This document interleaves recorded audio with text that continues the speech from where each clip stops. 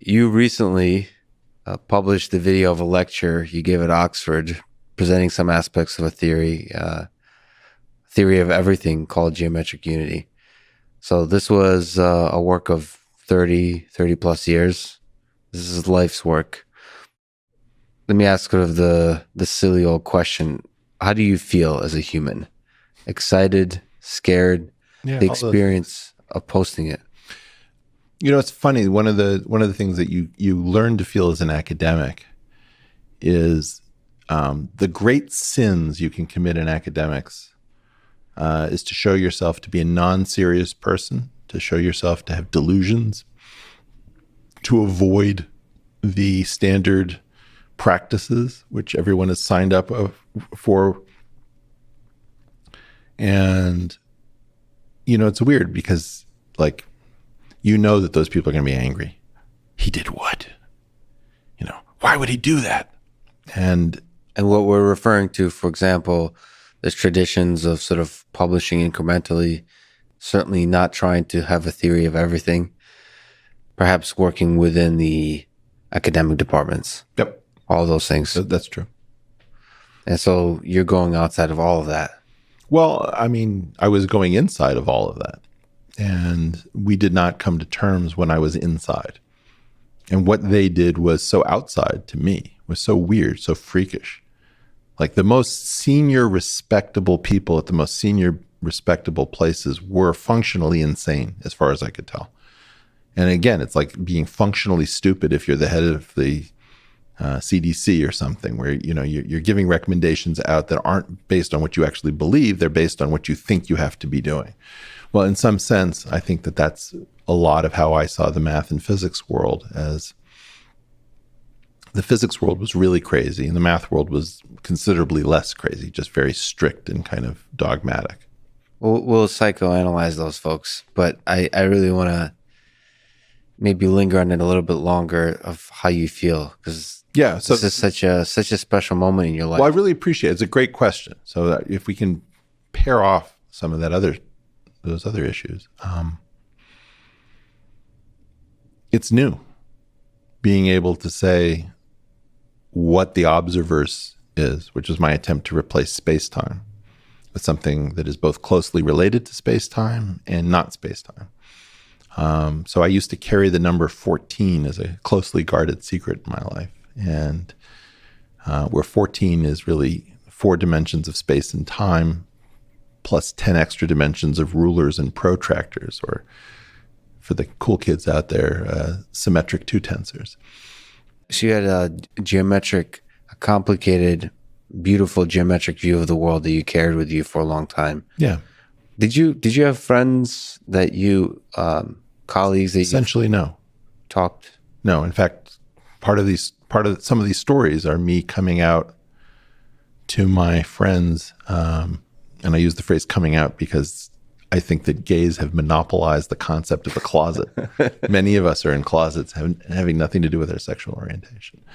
I didn't really feel comfortable talking to almost anyone. So this was a closely guarded secret. And I think that I let on in some ways that I was up to something, and probably, but it was a very weird life. So I had to have a series of things that I pretended to care about so that I could use that as the stalking horse for what I really cared about. And to your point, I never understood this whole thing about theories of everything. Like, if you were going to go into something like theoretical physics, isn't that what you would normally pursue? Like, wouldn't it be crazy to do something that difficult and that poorly paid if you were going to try to do something other than figure out what this is all about?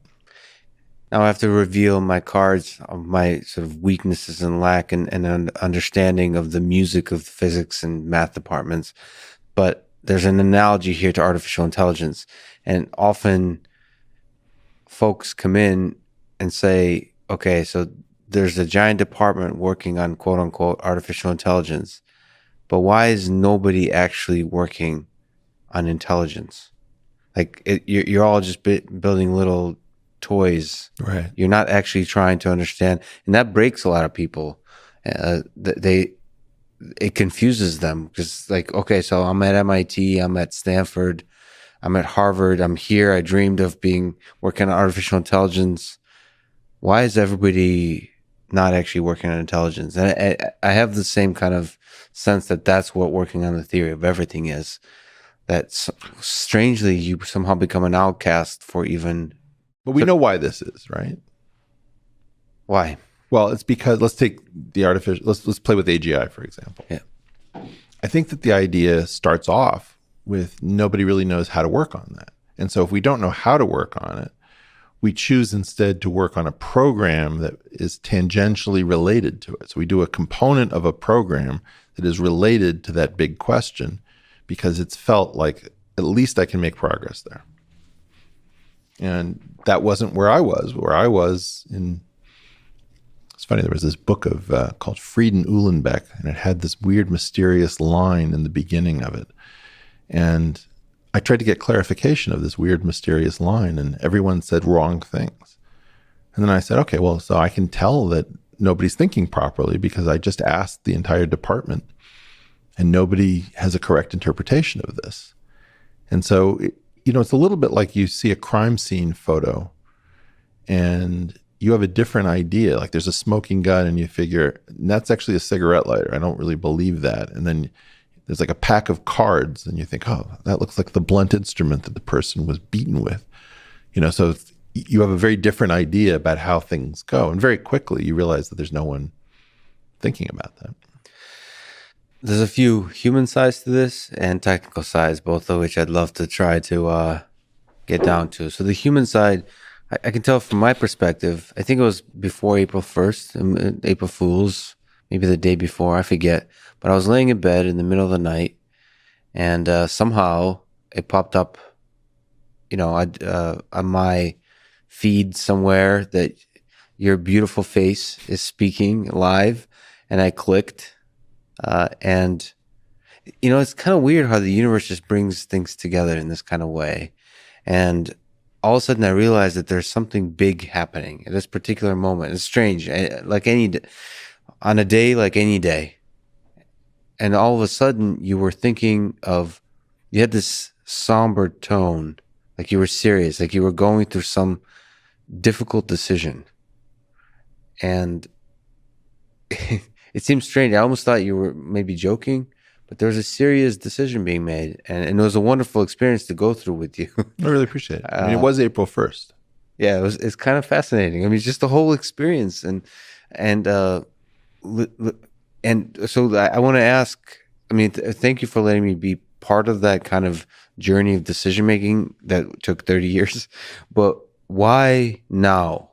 Why did you struggle so long not to release it and decide to release it now? While the whole world is on lockdown on April Fool's, is it just because you like the comedy of absurd ways that the universe comes together? I don't think so. I think that the COVID epidemic is the end of the big nap. And I think that I actually tried this 7 years earlier in Oxford. So and it was too early. Which part was too early? Is it the platform? Because your platform is quite different now, actually. The internet, I remember you, I read several of your brilliant answers that people should read for the Edge questions. One of them was related to the internet. And it was the first one. Was it the first one? An essay called Go Virtual, Young Man. Yeah. Yeah, that's like forever ago now. Well, that was 10 years ago, and that's exactly what I did, is I decamped to the internet, which is where the portal lives. The portal. Yeah. We'll insert the theme, the ominous theme music, which I could just listen to forever. I actually started recording tiny guitar licks for the audio portion, not for the video portion. You kind of inspire me with bringing your guitar into the story, but keep going. So you thought, the Oxford was like step one. You kind of, you put your foot into the water to sample it, but it was too cold at the time. So you didn't want to step in. I was just really disappointed. What was disappointing about that experience? It's a hard thing to talk about. It has to do with the fact that, and I can see this mirrors a disappointment within myself. There are two separate issues. One is the issue of making sure that the idea is actually heard and explored.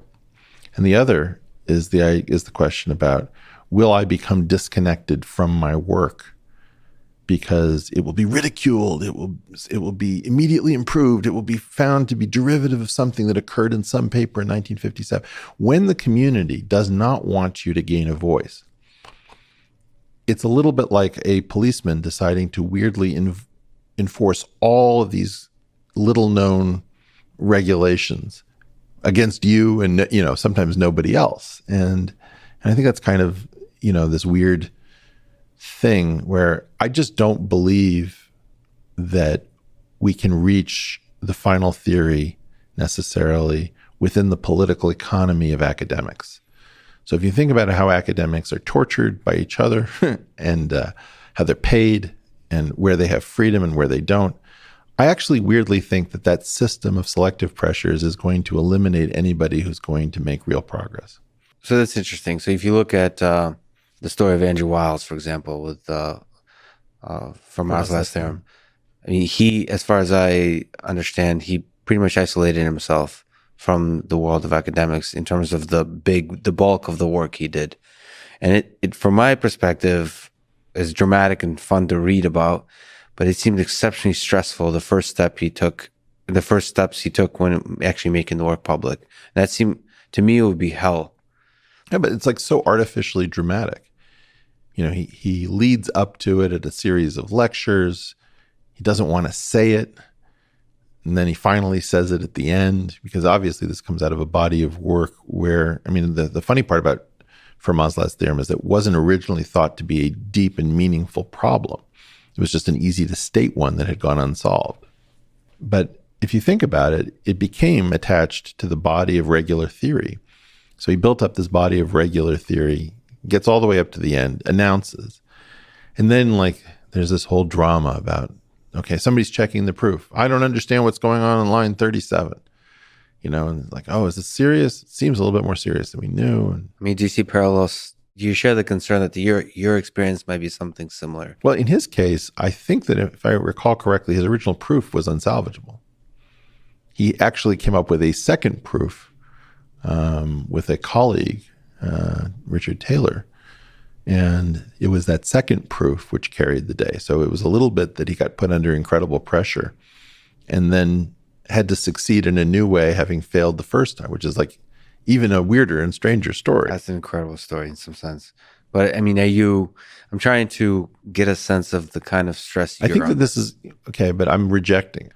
What I don't think people understand with me is the scale of the critique. It's like, people say, well, you must implicitly agree with this and implicitly agree. And it's like, no, try me. Ask before you decide that I am mostly in agreement with the community about how these things should be handled or what these things mean. Can you elaborate? And also just why does criticism matter so much here? So you seem to dislike the burden of criticism, that it will choke away all. There's different kinds of criticism. There's constructive criticism and there's destructive criticism. And what I don't like is I don't like a community that can't, first of all, if you take the physics community, just the way we screwed up on masks and PPE, just the way we screwed up in the financial crisis and mortgage-backed securities, we screwed up on string theory. Can we just forget the string theory happened, or? Sure, but then somebody should say that, right? Somebody should say, it didn't work out. Yeah. But okay, but you're asking this, why do you guys get to keep the prestige after failing for 35 years? That's an interesting question. Who's the you guys? Because to me, whoever the profession, look, these things, if there is a theory of everything to be had, right? It's going to be a relatively small group of people where this will be sorted out. Absolutely. It's not tens of thousands. It's probably hundreds at the top. But within that community, there's the assholes. Mm-hmm. There's you always in this world have people who are kind, open-minded. It's not a question about kind. It's a question about, okay, let's imagine, for example, that you have a story where you believe that ulcers are definitely caused by stress. And you've never questioned it. Or maybe you felt like the Japanese came out of the blue and attacked us at Pearl Harbor, right? And now somebody introduces a new idea to you, which is like, what if it isn't stress at all? Or what if we actually tried to make resource-starved Japan attack us somewhere in the Pacific so we could have casus belli to enter the Asian theater? And the person's original idea is like, what? What are you even saying? It's like too crazy. Well, when Dirac in 1963 talked about the importance of beauty as a guiding principle in physics, and he wasn't talking about the scientific method, that was crazy talk. But he was actually making a great point. And he was using Schrodinger, and I think it was Schrodinger was standing in for him. And he said that if your equations don't agree with experiment, that's kind of a minor detail. If they have true beauty in them, you should explore them, because very often the agreement with experiment is an issue of fine-tuning of your model, of the instantiation. And so it doesn't really tell you that your model is wrong. And of course, Heisenberg told Dirac that his model was wrong because that the proton and the electron should be the same mass if they are each other's antiparticles. And that was an irrelevant kind of silliness rather than a real threat to the Dirac theory. But okay, so amidst all this silliness, I'm hoping that we could talk about the journey that geometric unity has taken and will take as an idea, and an idea that will see the light. Yeah. So first of all, I'm thinking of writing a book called Geometric Unity for Idiots.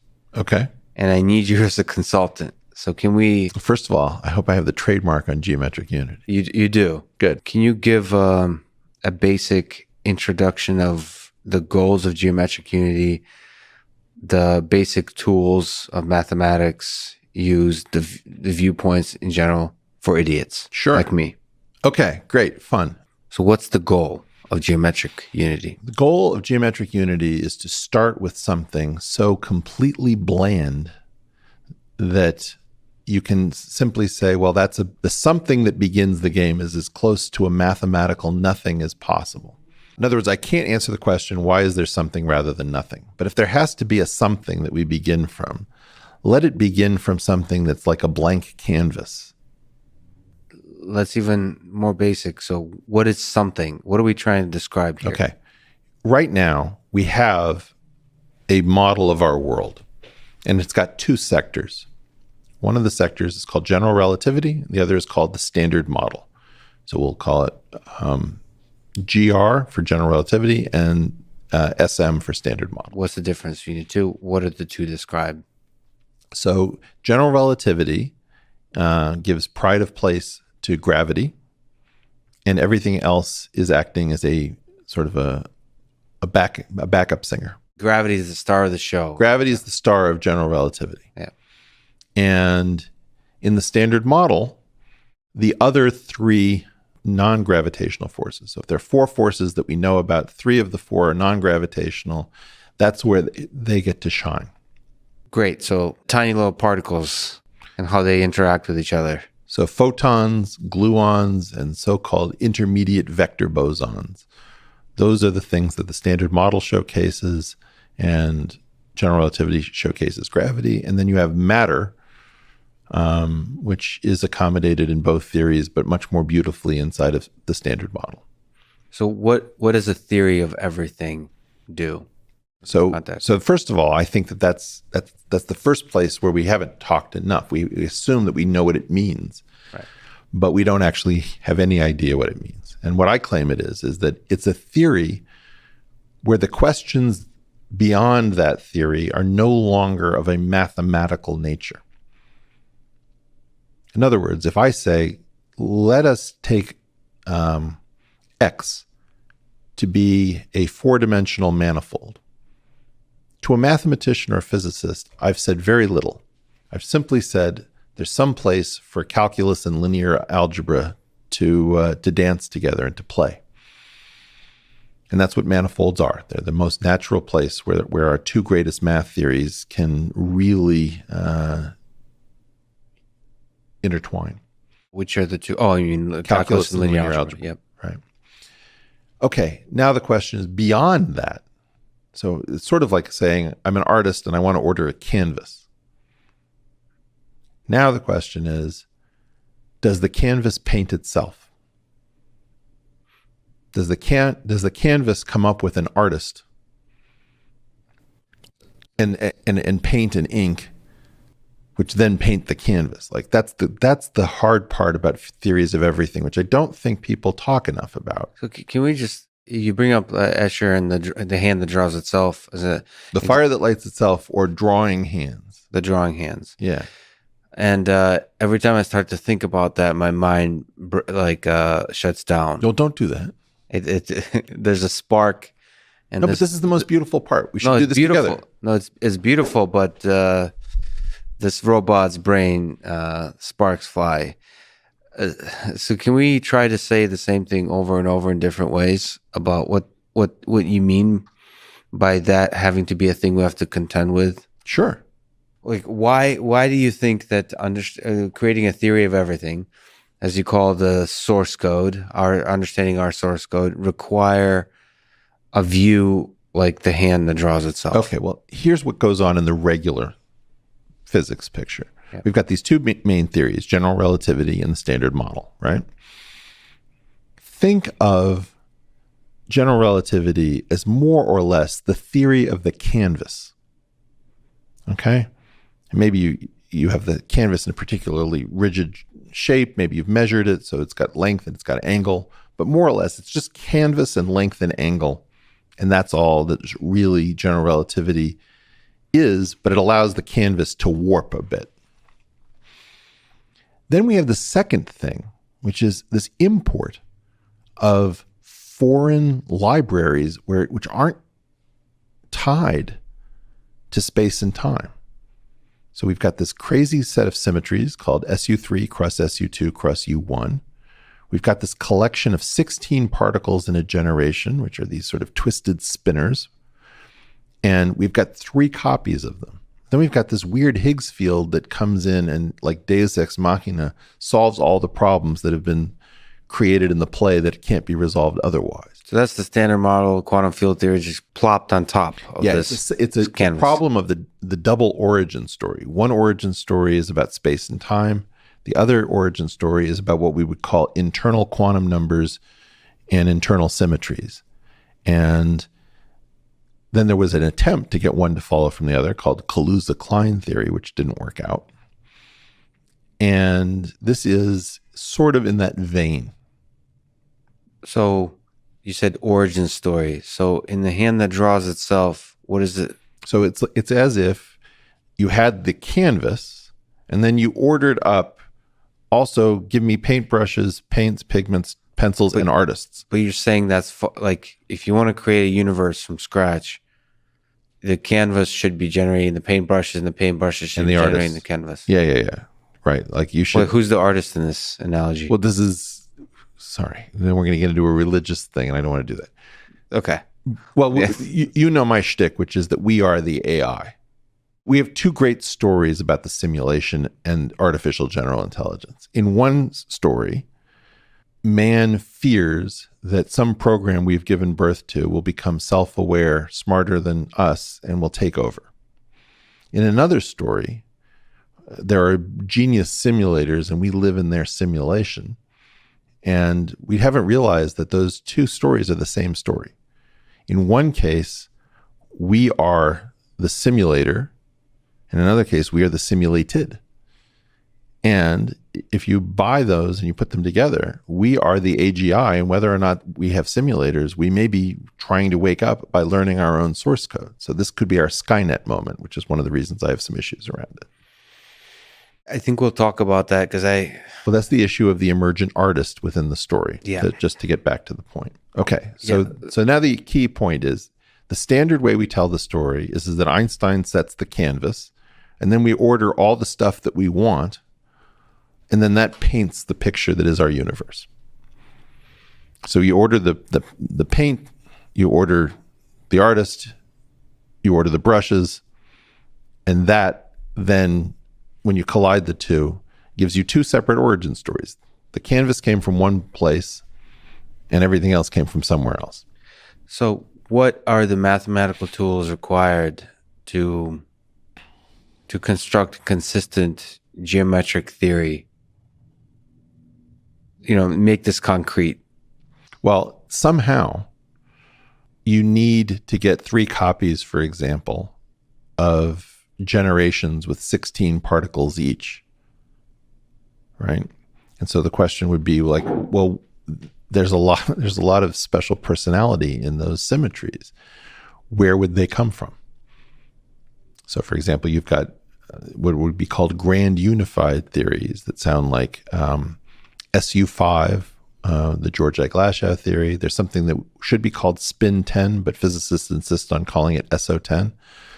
There's something called the Petit Salam theory that tends to be called SU4 cross SU2 cross SU2, which should be called spin 6 cross spin 4. I can get into all of these. But what are they all accomplishing? They're all taking the known forces that we see and packaging them up to say we can't get rid of the second origin story, but we can at least make that origin story more unified. So they're trying, grand unification is the attempt to and that's a mistake in your It's view. not a mistake. The problem is it was born lifeless. When Georgi and Glashow first came out with the SU5 theory, it was very exciting because it could be tested in a South Dakota mine filled up with like, I don't know, cleaning fluid or something like that. And they looked for proton decay and didn't see it. And then they gave up because in that day when your experiment didn't work, you gave up on the theory. It didn't come to us born of a fusion between Einstein and Bohr, and that was kind of the problem, is that it had this weird parenting where it was just on the Bohr side. There was no Einsteinian contribution. Lex, how can I help you most? I'm trying to figure out what questions you want to ask so that you get the most satisfying answers. There's a bunch of questions I want to ask. I mean, one, and I'm trying to sneak up on you somehow to reveal in a accessible way the nature of our universe. Well, I can just give you a guess, right? Like we have to be very careful that we're not claiming that this has been accepted. This is a speculation. But I will make the speculation that what you would want to ask me is, how can the canvas generate all the stuff that usually has to be ordered separately? All right, should we do that? Let's go there. Okay. So the first thing is that you have a concept in computers called technical debt. You're coding and you cut corners, and you're going to have to do it right before the thing is safe for the world. But you're piling up some series of IOUs to yourself and your project as you're going along. So the first thing is, we can't figure out, if you have only 4 degrees of freedom, and that's what your canvas is, how do you get at least Einstein's world? Einstein says, look, it's not just 4 degrees of freedom, but there need to be rulers and protractors to measure length and angle in the world. You can't just have a flabby 4 degrees of freedom. So the first thing you do is you create 10 extra variables, which is like, if we can't choose any particular set of rulers and protractors to measure length and angle, let's take the set of all possible rulers and protractors. And that would be called symmetric non-degenerate 2 tensors on the tangent space of the 4 manifold X4. Now, because there are 4 degrees of freedom, you start off with 4 dimensions. Then you need 4 rulers for each of those different directions. So that's 4. That gets us up to 8 variables. And then between 4 original variables, there are 6 possible angles. So 4 plus 4 plus 6 is equal to 14. So now you've replaced X4 with another space, which in the lecture I think I called U14, but I'm now calling Y14. This is one of the big problems of working on something in private, is every time you pull it out, you sort of can't remember it. You name something new. Okay, so you've got a 14-dimensional world, which is the original 4-dimensional world, plus a lot of extra gadgetry for measurement. And because you're not in the 4-dimensional world, you don't have the technical debt. No, now you've got a lot of technical debt, because now you have to explain away a 14-dimensional world, which is you're taking a huge advance on your payday check, right? But aren't more dimensions allow you more freedom to, maybe, but you have to get rid of them somehow because we don't perceive them. So eventually you have to collapse it down to the thing that we perceive. Or you have to sample a 4-dimensional filament within that 14-dimensional world known as a section of a bundle. Okay, so how do we get from the 14-dimensional world where I imagine a lot of... Oh, wait. Yep. You're cheating. The first question was, how do we get something from almost nothing?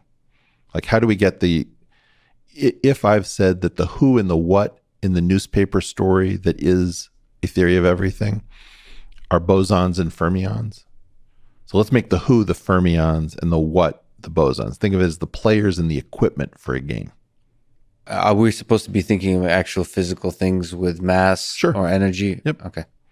So think about everything you see in this room. So from chemistry, it's all protons, neutrons, and electrons. But from a little bit of late 1960s physics, we know that the protons and neutrons are all made of up quarks and down quarks. So everything in this room is basically up quarks, down quarks, and electrons stuck together with the equipment. Okay?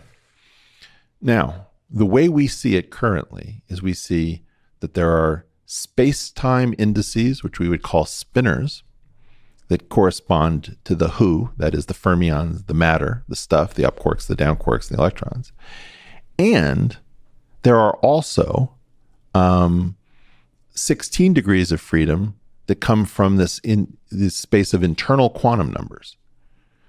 So in my theory, in 14 dimensions, there's no internal quantum number space that figures in. It's all just spinorial. So spinors in 14 dimensions without any festooning with extra linear algebraic information. There's a concept of spinors which is natural if you have a manifold with length and angle. And Y14 is almost a manifold with length and angle. It's so close. In other words, because you're looking at the space of all rulers and protractors, maybe it's not that surprising that a space of rulers and protractors might come very close to having rulers and protractors on it itself. Like, can you measure the space of measurements? And you almost can. And a space that has length and angle, if it doesn't have a topological obstruction, comes with these objects called spinors. Now, spinors are the stuff of our world. We are made of spinors. They are the most important, really deep object that I can tell you about. They were very surprising. What is a spinor? So famously, there are these weird things that require 720 degrees of rotation in order to come back to normal. And that doesn't make sense. And the reason for this is that there's a knottedness in our three-dimensional world that people don't observe. And, you can famously see it by this Dirac string trick. So if you take a glass of water, imagine that this was a tumbler and I didn't want to spill any of it. And the question is, if I rotate the cup without losing my grip on the base 360 degrees, and I can't go backwards, is there any way I can take a sip? And the answer is this weird motion, which is go over first and under second, and that's 720 degrees of rotation to come back to normal so that I can take a sip. Well, that weird principle, which sometimes is known as the Philippine wine glass dance, because waitresses in the Philippines apparently learned how to do this, that move defines, if you will, this hidden space that nobody knew was there of spinors, which Dirac figured out when he took the square root of something called the Klein-Gordon equation, which I think had earlier work incorporated from Cartan and Killing and Company in mathematics. So spinors are one of the most profound aspects of human existence. I mean, forgive me for the perhaps dumb questions, but would a spinor be the mathematical object that's the basic unit of our universe? When you start with a manifold, which is just like something like a donut or a sphere or a circle or a Mobius band, A spinner is usually the first wildly surprising thing that you found was hidden in your original purchase. So you order a manifold and you didn't even realize. It's like buying a house and finding a panic room inside that you hadn't counted on. It's very surprising when you understand that spinners are running around on your spaces. Again, perhaps a dumb question, but we're talking about 14 dimensions and 4 dimensions. What is the manifold we're operating under? So in my case, it's proto-space-time. It's before Einstein can slap rulers and protractors on space-time. And what you mean by that, sorry to interrupt, is space-time is the 4D manifold. Space-time is a 4-dimensional manifold with extra structure. What's the extra structure? It's called a semi-Riemannian or pseudo-Riemannian metric.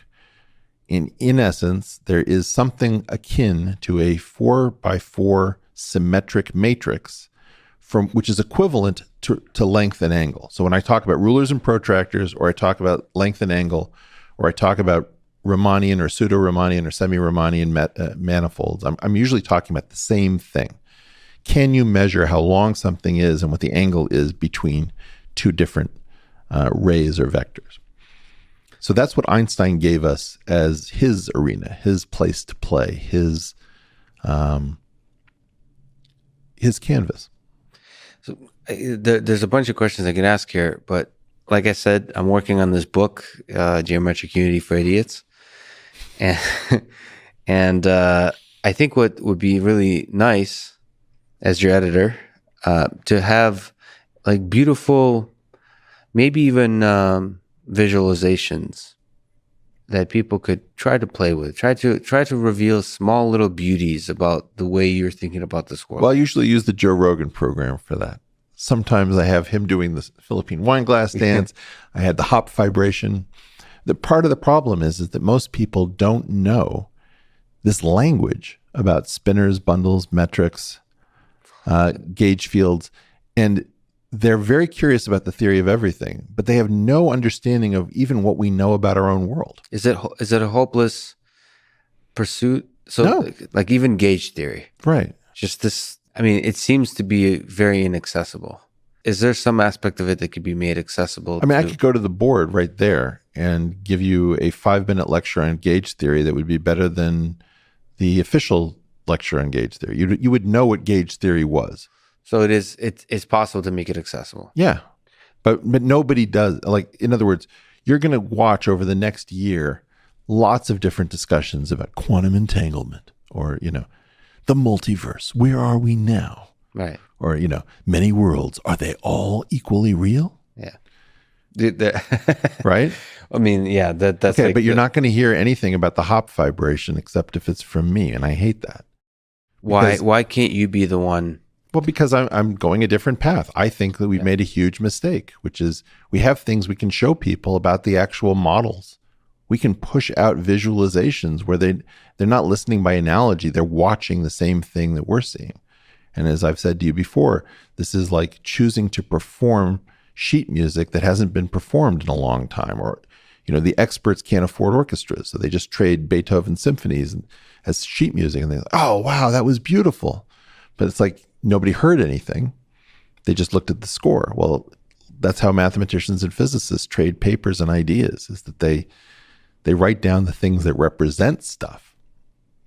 I want to at least close out this thought line that you started. Yes. Which is, how does the canvas order all of this other stuff into being? And so I at least want to say some incomprehensible things about that, and then we'll have that much done. All right. On that just point, does it have to be incomprehensible? Do you know what the Schrodinger equation is? Yes. Do you know what the Dirac equation is? What does no mean? Well, my point is, you're going to have some feeling that you know what the Schrodinger equation is. Yes. As soon as we get to the Dirac equation, your eyes are going to get a little bit glazed, right? So now, why is that? Well, the answer to me is that you want to ask me about the theory of everything, but you haven't even digested the theory of everything as we've had it since 1928. when Dirac came out with his equation. So for whatever reason, and this isn't a hit on you, Yeah. you haven't been motivated enough in all the time that you've been on Earth to at least get as far as the Dirac equation. And this was very interesting to me after I gave the talk in Oxford. New Scientist, who had done kind of a hatchet job on me to begin with, sent a reporter to come to the third version of the talk that I gave. And that person had never heard of the Dirac equation. So you have a person who is completely professionally not qualified to ask these questions, wanting to know, well, how does your theory solve new problems? And it's like, well, in the case of the Dirac equation, well, tell me about that. I don't know what that is. So then the point is, okay, I got it. You're not even caught up minimally to where we are now. And that's not a knock on you. Almost nobody is. Yeah. But then how does it become my job to digest what has been available for like over 90 years? Well, to me, the open question is whether what's been available for over 90 years can be, there could be a blueprint of a journey that one takes to understand it, not to be. I want to do that with you. And I one of the things I think I've been relatively successful at, for example, when you ask other people what gauge theory is, you get these very confusing responses. And my response is much simpler. It's a theory of differentiation, where when you calculate the instantaneous rise over run, you measure the rise not from a flat horizontal, but from a custom endogenous reference level. What do you mean by that? It's like, okay. And then I do this thing with Mount Everest, which is Mount Everest is how high? Then they give the height. I say, above what? Then they say sea level. And I say, which sea is that in Nepal? They're like, oh, I guess there isn't a sea because it's landlocked. It's like, okay, well, what do you mean by sea level? Oh, there's this thing called the geoid I'd never heard of. Oh, that's the reference level. That's a custom reference level that we imported. So all sorts of people have remembered the exact height of Mount Everest without ever knowing what it's a height from. Well, in this case, in gauge theory, there's a hidden reference level where you measure the rise in rise over run to give the slope of a line. What if you have different concepts of where that rise should be measured from that vary within the theory, that are endogenous to the theory? That's what gauge theory is. Okay, we have a video here, right? Yeah. Okay. I'm going to use my phone. If I want to measure my hand and its slope, this is my attempt to measure it using standard calculus. In other words, the reference level is apparently flat, and I measure the rise above that phone using my hand. Okay? If I want to use gauge theory, it means I can do this, or I can do that, or I can do this, or I can do this, or I could do what I did from the beginning. Okay? At some level, that's what gauge theory is. Now, that is now, I've never heard anyone describe it that way. So while the community may say, well, who is this guy and why does he have the right to talk in public? I'm waiting for somebody to jump out of the woodwork and say, Eric's whole shtick about rulers and protractors leading to a derivative. Derivatives are measured as rise over run above a reference level. The reference levels don't fit together. Like, I go through this whole shtick in order to make it accessible. Mm-hmm. I've never heard anyone say it. I'm trying to make Prometheus would like to discuss fire with everybody else. All right, I'm going to just say one thing to close out the earlier line, which is what I think we should have continued with. When you take the naturally occurring spinners, the unadorned spinners, the naked spinners, not on this 14-dimensional manifold, but on something very closely tied to it, which I've called the chimeric tangent bundle. That is the object which stands in for the thing that should have had length and angle on it, but just missed, okay? When you take that object and you form spinners on that and you don't adorn them, so you're still in the single origin story, you get very large spinorial objects upstairs on this 14-dimensional world Y14, which is part of the observers. When you pull that information back from Y14 down to X4, it miraculously looks like the adorned spinners, the festooned spinners, the spinners that we play with in ordinary reality. In other words, the 14-dimensional world looks like a 4-dimensional world plus a 10-dimensional complement. So 10 plus 4 equals 14. That 10-dimensional complement, which is called a normal bundle, generates spin properties, internal quantum numbers, that look like the things that give our particles personality, that make, let's say, up quarks and down quarks charged by negative 1/3 or plus 2/3, that kind of stuff, or whether or not, some quarks feel the weak force and other quarks do not. So the X4 generates Y14. Y14 generates something called the chimeric tangent bundle. Chimeric tangent bundle generates unadorned spinners. The unadorned spinners get pulled back from 14 down to 4, where they look like adorned spinners. And we have the right number of them. You thought you needed 3, you only got 2. But then something else that you'd never seen before broke apart on this journey. And it broke into another copy of the thing that you already have 2 copies of. One piece of that thing broke off. So now you have 2 generations plus an imposter 3rd generation, which is, I don't know why we never talk about this possibility in regular physics. And then you've got a bunch of stuff that we haven't seen, which has descriptions. So people always say, does it make any falsifiable predictions? Yes, it does. It says that the matter that you should be seeing next has particular properties that can be read off. Like weak isospin, weak hypercharge, like the responsiveness to the strong force. The one I can't tell you is what energy scale it would happen at. So you can't say if those characteristics can be detected with the current. But it may be that somebody else can. I'm not a physicist. I'm not a quantum field theorist. I don't know how you would do that. The hope for me is that there's some simple explanations for all of it. Lex, should we have a drink? You're having fun. No, I'm trying to have fun with you. You know that. No, there's a bunch of fun things But you're very serious. to talk about here. Anyway, that was how I got what I thought you wanted, which is, if you think about the fermions as the artists and the bosons as the brushes and the paint, what I told you is that's how we get the artists. What are the open questions for you in this? What are the challenges? So you're not done. Well, there are things that I would like to have in better order. So a lot of people will say, the reason I hesitate on this is I just have a totally different view than the community. So for example, I believe that general relativity began in 1913 with Einstein and Grossman.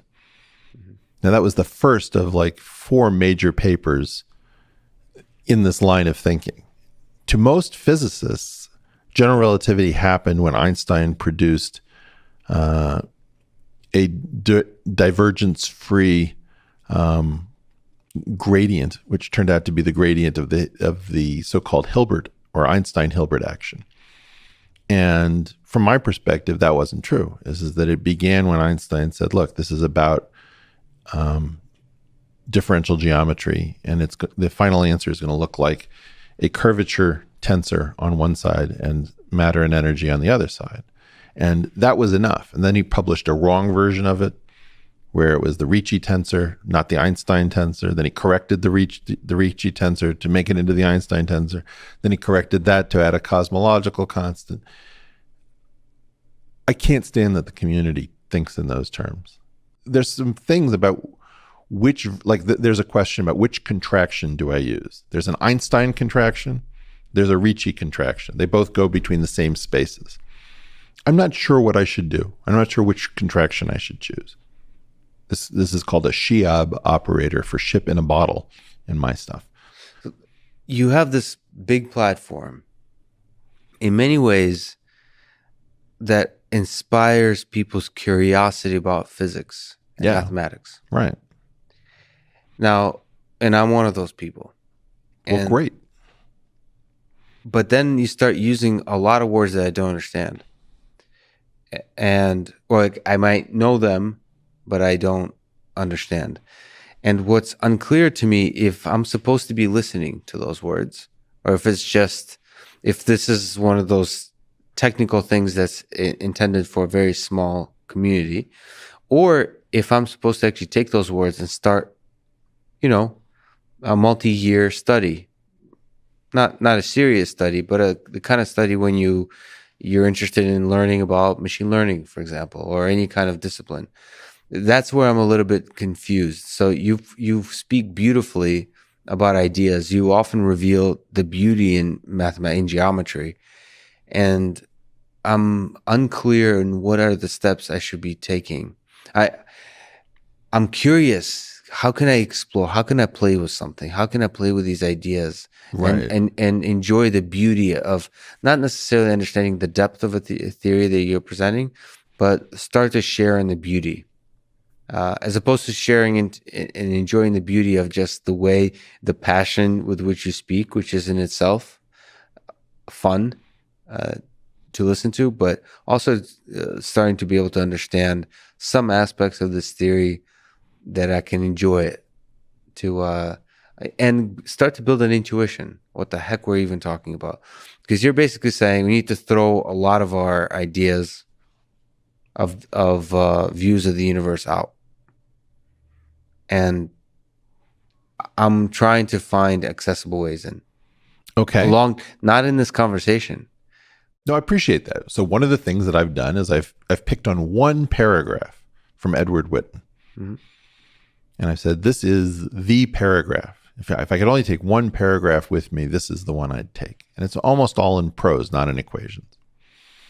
And he says, look, this is our knowledge of the universe at its deepest level. And he was writing this during the 1980s. And he has 3 separate points that constitute our deepest knowledge. And those 3 points refer to equations. One to the Einstein field equation, one to the Dirac equation, and one to the Yang-Mills-Maxwell equation.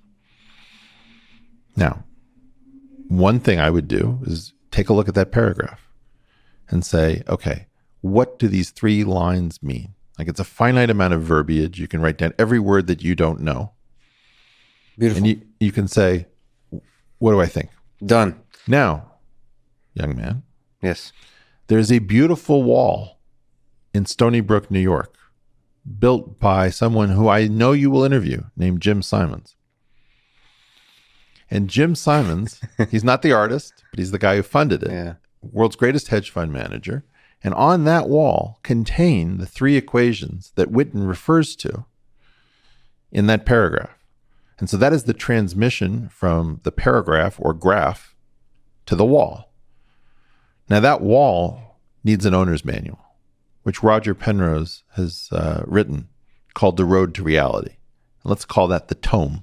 Mm-hmm. So this is the subject of the so-called Graph Wall Tome project that is going on in our Discord server and our general group around the Portal community, which is, how do you take something that purports in one paragraph to say what the deepest understanding man has of the universe in which he lives?